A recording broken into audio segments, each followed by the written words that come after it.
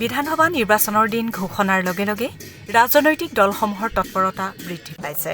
আজি ডিব্ৰুগড়ৰ বিমানবন্দৰত উপস্থিত হয় অসম জাতীয় পৰিষদৰ সভাপতি লুৰিণজ্যোতি গগৈ। সহস্ৰাধিক দলীয় কৰ্মী আৰু সমৰ্থকে তেওঁক বিপুল আদৰণি জনায়।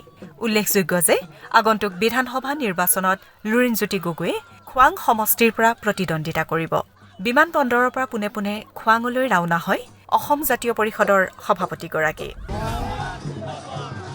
খোৱাংবাসী ৰাইজ আৰু সমগ্ৰ অসমবাসী ৰাইজৰ মই আশীৰ্বাদ বিচাৰিছোঁ আৰু অসমৰ জনগণক খোৱাংবাসী ৰাইজক মই কথা দিছোঁ, দীৰ্ঘদিনৰ পৰা অসমৰ সমাজ, জাতীয় জীৱন, মানুহৰ কাৰণে, সকলো জাতি জনগোষ্ঠীৰ কাৰণে মই যিধৰণে যুঁজি আছোঁ, আগন্তুক দিনসমূহত অধিক শক্তিশালী আৰু দৃঢ়ভাৱে মই যুঁজি যাম।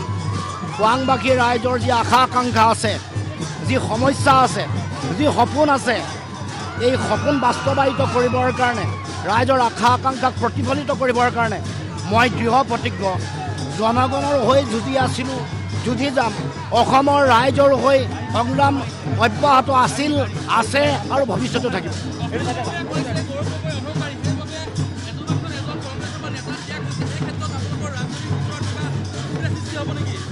নাই, মই নাভাবোঁ যে গোটেই গণতান্ত্ৰিক ব্যৱস্থাত ৰাজনৈতিক ভৱিষ্যত নিৰ্মাণ কৰে জনসাধাৰণে।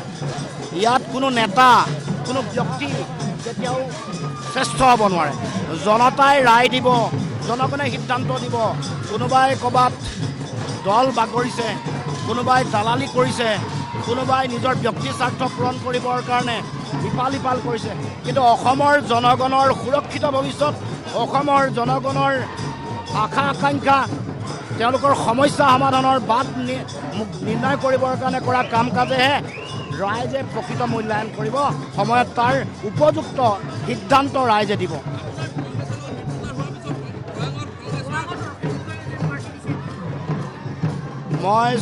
মই বেলেগ দলৰ কথা একো নকওঁ। মই ৰাইজৰ, খোৱাংবাসী ৰাইজৰ ওপৰত মোৰ সম্পূৰ্ণ আস্থা আৰু বিশ্বাস আছে। তেওঁলোকে জানে যে তেওঁলোকৰ প্ৰতিনিধি কেনেকুৱা হোৱা দৰকাৰ। তেওঁলোকে জানে যে তেওঁলোকৰ প্ৰতিনিধিয়ে আগন্তুক দিনসমূহত অসমৰ সমাজ আৰু জাতীয় জীৱনৰ কাৰণে কি কৰাটো প্ৰয়োজন। তেওঁলোকৰ সমস্যাবোৰ অতদিনে সমাধান নোহোৱাৰ কাৰণে কাৰ হাতত দায়িত্ব দিব লাগে, কাক আশীৰ্বাদ আৰু শুভেচ্ছা দিব লাগে, সেইটো খোৱাংবাসী ৰাইজে জানে। আৰু এই ক্ষেত্ৰত আগন্তুক দিনসমূহত 2026 এই নিৰ্বাচনত এই কথা প্ৰতিফলিত হ'ব। নাথাকে। আমি বিজেপিক সহায় কৰা কাম অসমৰ কোনো ঠাইতে নকৰোঁ। এইটো শিৱসাগৰ হওক, অসমৰ যি প্ৰান্ততে নহওক, বিজেপিক উৎখাত কৰাটো আমাৰ লক্ষ্য। সেইকাৰণে আমি আগৰ পৰা ত্যাগৰ, আমাৰো কেইবাটাও চিট, আমাৰ অতি গুৰুত্বপূৰ্ণ চিট আমাৰ পৰা কাঢ়ি লৈ যোৱা হৈছে। কিন্তু অসমৰ মানুহৰ স্বাৰ্থতহে আমি মিত্ৰতাটোক অধিক গুৰুত্ব দিছোঁ। যদি অকণমান কম চিটো পাইছোঁ, তাত আমি আক্ষেপ কৰা নাই।